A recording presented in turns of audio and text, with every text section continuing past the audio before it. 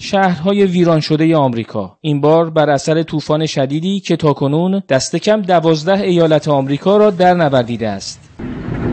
تا الان بیشترین آسیب‌ها را از طوفان ایالت‌های کنتاکی و میسوری آمریکا دیدند.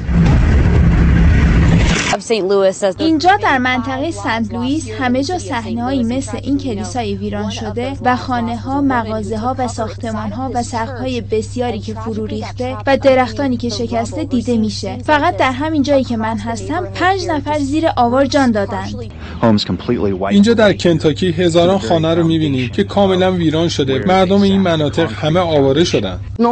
معمولاً از این طوفان‌ها میاد و رد میشه و اتفاقی نمیفته، اما این بار همه زندگیمون به راحتی ویران شد. در نتیجه این طوفان شدید تاکنون برق بیشتر از 700,000 مشترک در ایالت‌های مختلف قطع شده است.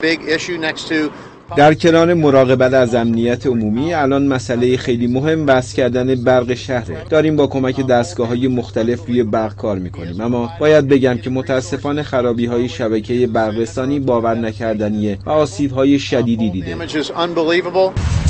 مرکز ملی هواشناسی آمریکا هشدار داده است که در روزهای آینده این طوفان با شدت بیشتری مناطق مرکزی و شرقی این کشور را در بر خواهد گرفت.